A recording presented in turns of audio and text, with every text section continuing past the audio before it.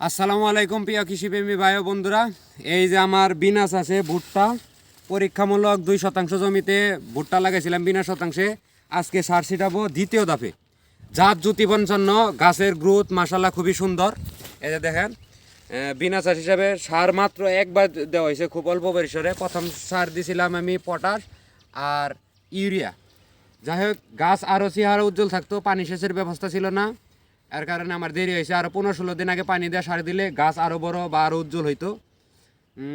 পানি সেচের ব্যবস্থা না থাকার কারণে আমার লেট হয়েছে। গত বছর দিন পানি দিছি, আজকে সার দেবো। এখানে ইউরিয়া রাখছি 1.5 কেজি, ডিএপি রাখছি 1 কেজি, আর হিউমিক অ্যাসিড। এই যে হিউমিক অ্যাসিড, এটা শিকড় বৃদ্ধি করার জন্য। এটা হলো সেঞ্চুরি অ্যাগ্রো লিমিটেড আধা কেজি এক পাখিতে, বা 1 কেজি এক পাখিতে ব্যবহার করা যায়। যেহেতু বিনা চাষ, এর আগে সার ওইভাবে দেওয়া হয় নাই, মাটিতে চাষের সার দেওয়া হয় নাই, এর কারণে আমি শিকড় বৃদ্ধির জন্য এবং গাছের চেহারা উজ্জ্বলের জন্য হিউমিক অ্যাসিড রাখছি।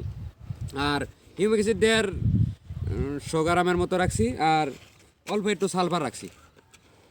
ঠিক আছে প্রিয় বন্ধুরা, আমার জন্য দোয়া করবেন। আর পরের আপডেট জানাবো পরের ভিডিওতে কেমন হয় গাছ বা ফলন। আর আমি সাকসেস, কারণ আমি পরীক্ষামূলক বিনা চাষে ভুট্টা করছি। এখনও গাছের চেহারা অনেক সুন্দর।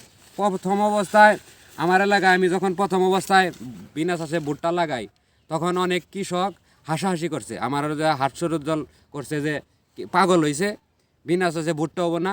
আমি সাকসেস। দেখেন আল্লাহর রহমতে আমার বিনা চাষে ভুট্টা আমি চাষ ছাড়া করছি, মাশাল্লাহ। কারণ যারা যারা আমার এই বিনা চাষে ভুট্টা চাষ নিয়ে হাসাহাসি করছে, তারা এখন প্রশংসা করে এবং কি বলে যে সামনে বছর আমিও করব।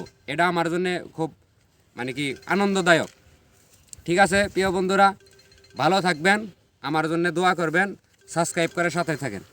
এখন আমি এই যে সার ছিটাবো।